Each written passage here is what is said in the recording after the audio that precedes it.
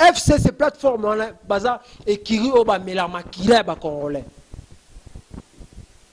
Ba marche salami ba kufi ba mbutu après moi na mboka lelo azu pouvoir. Je suis naza journaliste il y a parti politique moroté. Naza congolais. Naza ndeko na bino botalanga. Aujourd'hui, moi na mboka Félix Tshisekedi azu pouvoir. Pourquoi to pese cha to motangela e so 100 jours et simbité. Ba toujours mo le na télévision ko finga ye. Na tango ya Kabila yo le na télévision finga Kabila. Yo ole kana télévision au finga Kabila o Kabila lo ko sala fingite ko kufa na poison ko kufa na makofi ameli diamba betio makofi na koloba nini na komba o biso tozana ngo ba congolais to lukaka Kabila akenda tika biso Kabila tiki biso mais tiki biso nyeso tote tozu mwana na mboka congolais Kabila za ko ambrier ka mwana mboka ole to tcha mwana mboka maboko tozwane na bambriement. Mesdames, demoiselles et messieurs, lelo Kabila azobimisa ndoki oyo demo oya mela makila ba congolais oya boma batu tambo mwamba azalaki ministre de justice akoisa avion na batu ba betango masasi avion azala ba problème déjà na CPI. Kabila linga commissaire lokola président Sénat ya mboka na biso Congo. Et ça va mentir. Pourquoi mboka na biso ko zalaka na ba meli makila, ba meli diamba, ba meli drogue, bato balinga Congo ebongate. Pourquoi mboka na biso Congo ko zalaka na maboko na bango? En tout cas, Congolais to meka mpe ko fungola misu na biso. Merci na bandeko ba utiko ça la marche ba telemeli candidature ya Tambo Mwamba lokola en tête ya Sénat na biso. Merci na papa Bahati alongo FCC azaki parmi bato ba créer FCC ba che Kabila lokola autorité morale ya FCC amoni mbutu muto komi kuna ba komi ko pona Tambo Mwamba ye alongwe na ye. Merci beaucoup.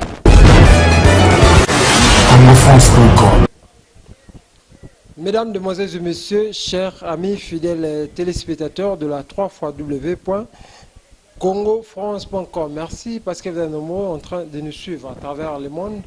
C'est votre émission 100% Congo, 100% Congo, une émission de divertissement et l'émission qui vous permet toujours de découvrir Bamambutu ou les Ganambo la Biso Congo, tout sur la Mamba Bele Oyo.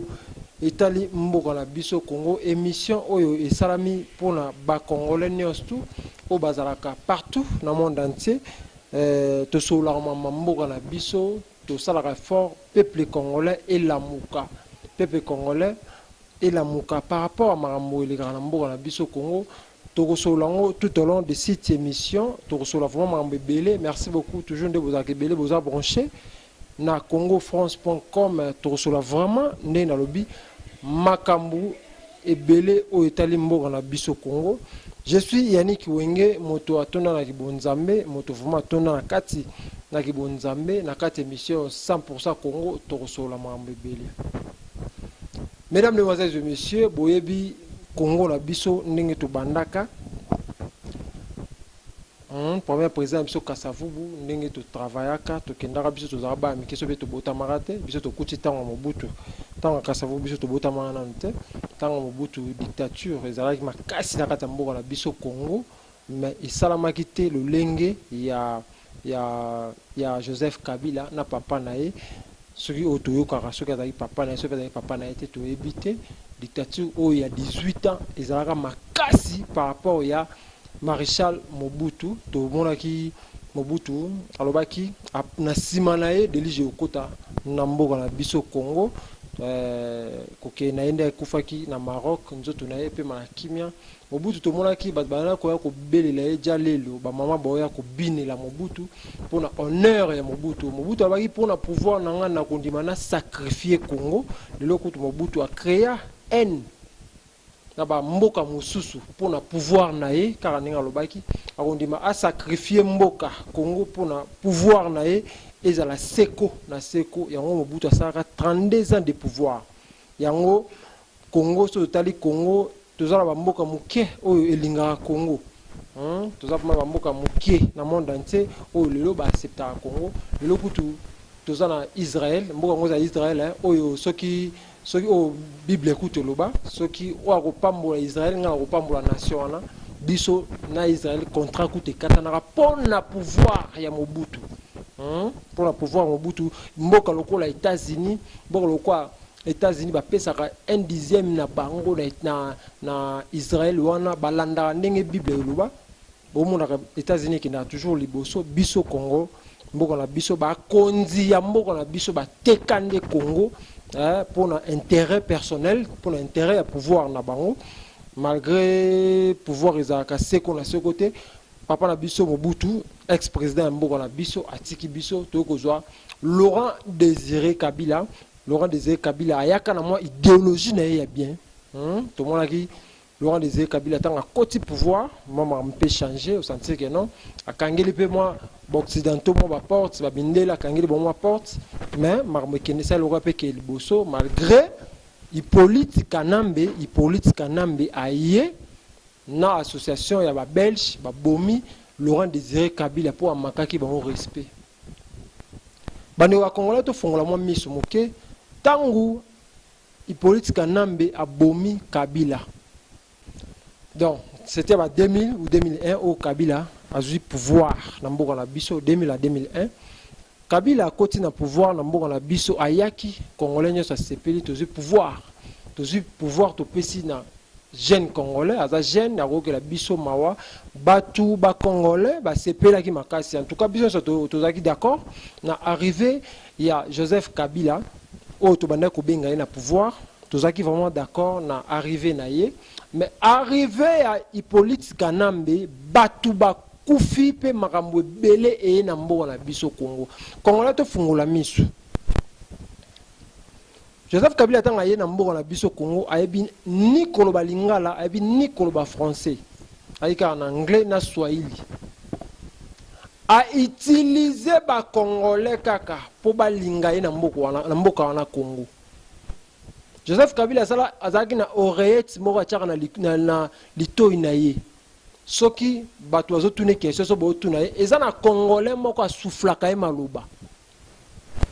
Donc biso mo ba congolais ndo to teka mboka na biso to tika koluka to luka o soki nani te biso moko ba congolais parce que tant Joseph Kabila ye wana azoye ba koloba lingala te to français te bazo tuna ye yo congolais au vanda place mo ba futaka yo o répondaka na place na pour ya loba ngona mnoko na ye yango to mona Joseph Kabila sala ba erreur ya niveau 0 na ba discours partout. Joseph Kabila y a pouvoir. Joseph Kabila a boma ba Congolais le rôle problème. Donc au poison na mukata Congo na kala. To so ngana su na kala. To ba poison te na tanga Mobutu. To ba poison te na mboka na biso Congo. Ki mutema mabe o eza lelo na Congo na kala ezalaka te. Hippolyte Kanambe aye na Congo. Ki mutema mabe koti na Congolais le rôle ande problème. Poison et côte na mboka na biso loko la problème. Fausse commune kolobate. Massacre oyo na tanga Mobutu muta teka mboka na biso pour na pouvoir na ezalaka te. Mais lelo congolais tozaka na koyeba te. Lelo congolais ba congolais belé baza na PPRD ba congolais et belé baza na FCC. Babomi papa Wemba na Hippolyte Kanambe bazalaki parmi bato bachela papa Wemba poison na podium po akufa na série kaka Hippolyte Kanambe babomeli biso papa Tabulei Rochero babomaye babutozanga ba artiste ebele na temps kaka Hippolyte Kanambe toke na ba politicien kolobate koboma ba catch ba poison Kabila na poison na Congo de ba poison te na Congo wana to no vivre pepele ba musicien tala papa Wendo Kolosoi papa na okufa na kimokolo pwani na tana ye police Kanambe azaki te mais lelo ba papa Wemba mutu azana nzoto ezana makasi ba boma ye na complicité ya Hippolyte Kanambe. Guerre na Est jour après jour, ba massacre ko boma ba mama ko violer ba mama pe ko boma bana mike. tomona baboma batu ba fausse commune moi basali libulu na ebité na ka personnellement to ebaka nga na ebaka fausse commune te so elaksani na ebaka fausse commune ezaki na Kinshasa wana eza libulu ya toilette bo excusez-moi pour la terme batimoli yango batumeli libulu mo bo bazozwa salite ya toilette ba ocha place moko boy na libulu batimoli tonobi yango fausse commune otoyebaka yango mais fausse commune ya tango ya politique ya Kanambe eza ya batu. On a 150 personnes, on a les bourreaux, on a 200, 300 personnes. Dans le moment, il y a Hippolyte qui a un enlèvement, arrestation arbitraire et ça, on a Congo dans la film. En tout cas, les Congolais, tous sont en biso ba Congolais, to kufa le rôle à Wanyama. Biso ba Congolais, partout l'étranger, tous na valeur. Na habité bino bandoko botanga, mesdames, demoiselles et messieurs, partout au Bozali, na habité na mboko yozali, est-ce ba respecter un peu ba Congolais. Ici en Afrique du Sud, respect à ba Congolais ils raté. Na habité na tango ya président Fachi parfois moi respect à ba Congolais awa na mboka o Afrique du Sud ils raté. Kende na Oma Feza place ba Congolais bazora mikanda. Balinga repesa ba Congolais kutu mukanda te. Ba repesa yo statut ozaki na 4 ans ba ki sont na 2 ans une année type mukande bébé okenda su kuna te vivre na mboka batu sa mukanda. À cause ya Hippolyte Kanambe. Baboma ba Congolais na l'étranger, kokanga ba Congolais na l'étranger, ye président mboka na biso Congo alobaka eloko te. Congolais to fongola misu. Parce que jusqu'aujourd'hui, tous on a ba Congolais bozo cha mulongo bozo kinena kingakati. Je sais pas so boko lukanini parce que Hippolyte Kanambe azali sous le pouvoir te. Tous on a ba musu bazo loba o Kabila azana pouvoir Kabila azana pouvoir Félix Tshisekedi azazo travailler ka anda c'est-à-dire en anglais azo travailler toujours na C ya Kabila. Ba Congolais belé partout ba loba.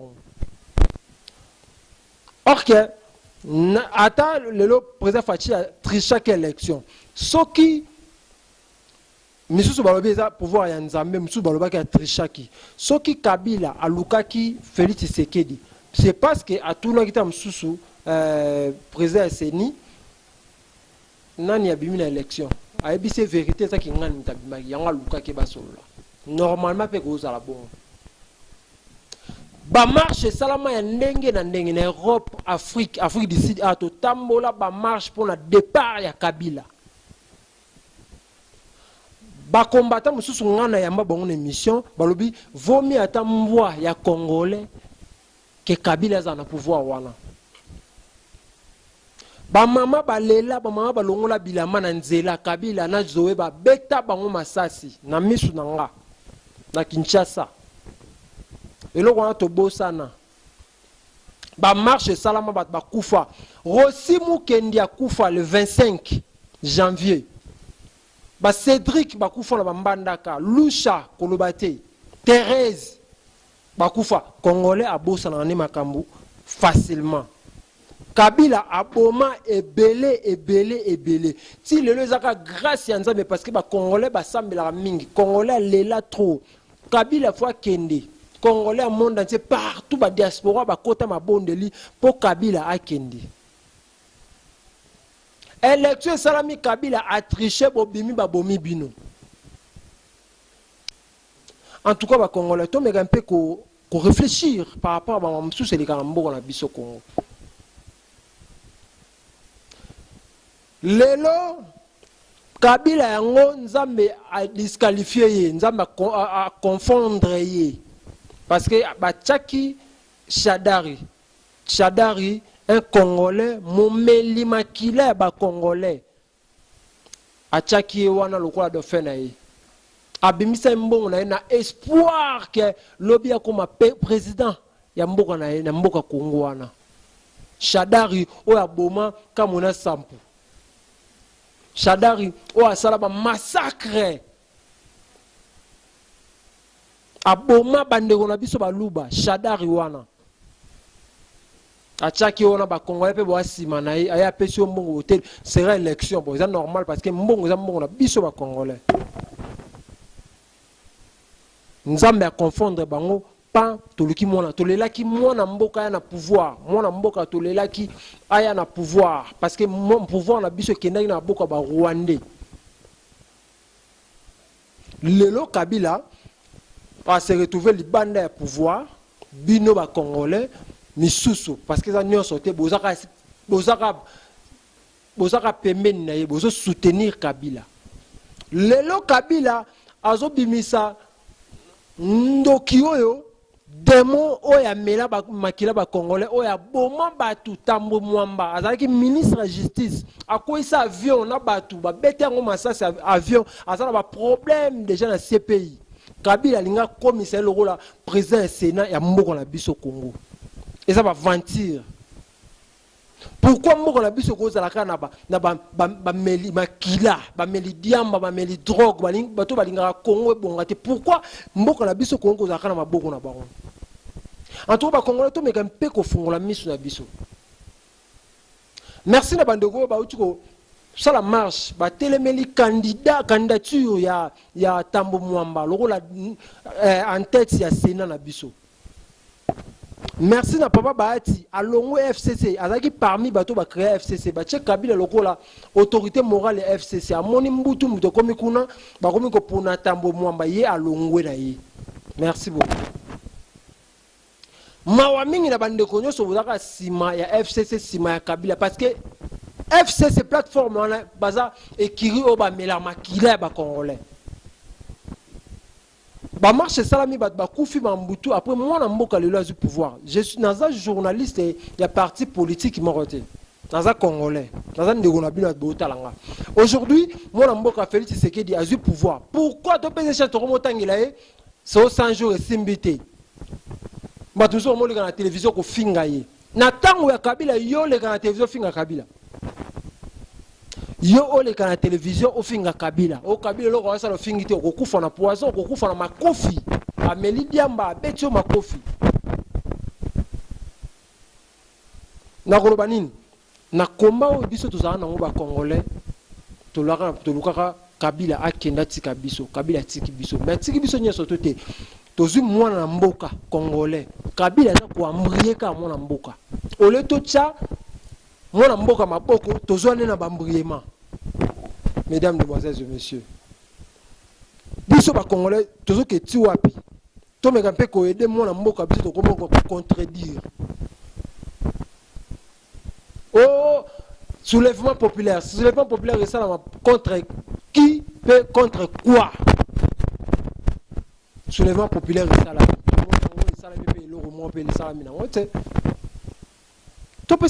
chance un président a dit qui quitte na ki bokonza kabi pouvoir na pas tatanza be personne bolimbisi na politique nambe o akomisa ki makila bana Congo lokola mai ya lobo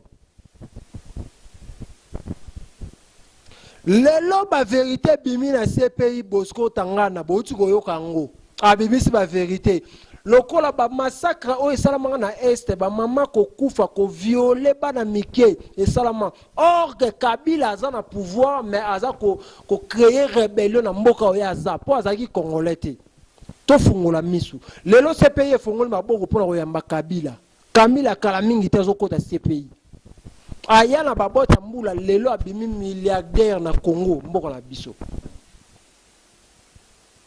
lelo Bosco Tangana pona peine au bakatela ki ndimi alobi Joseph Kabila Evariste Boshab Tambo Mwamba mova sakanya bango nyoso tangi bata ba FCC wana donc FCC eza ekiri moko boye bango balinga ko boma Congo basi sango tina suka poka nzambe ya ba congolais en vie yande a bouleverser ba programme la bango. Mesdames et messieurs, merci beaucoup. Nous vraiment dans présenter bino émission où il y a lelo 100% congolais et ça émission salami pour la bino bandeko ba congolais bozaka partout dans le monde entier botala biso dans un de na bino on a vraiment na sengo ya oyeba ke bozaki belé botala ki émission la biso oyo ngai vraiment moto azaka na kibonzambe na présentera émission oyo 100% congolais émission 100% Congo pour eza émission ya ba congolais oza congolais te kotala na émission oyo te ce que ça congolais, ce que ça congolais, oui, côté émission, mesdames, demoiselles et messieurs, merci beaucoup. Allez, boss, je suis Didi Dipumba, Ndenge Moussale Zosama, toujours Kitoko Makasi, et merci beaucoup Nasredi Kitoko Sima Caméra, merci beaucoup à Kertis, merci beaucoup à tout Botala Biso, Pierre Tioka, Daniela, merci beaucoup à tout, na Congo partout Botala Biso, Maman Adèle Yombo, merci beaucoup na yo, merci beaucoup à Maman Mimi Ndouma, Botala mission où vraiment, na Kibonzame toujours. Merci beaucoup, na vraiment na présenté bino émission tout le monde Mokula Sima na émission na bino 100% Congo. Ciao.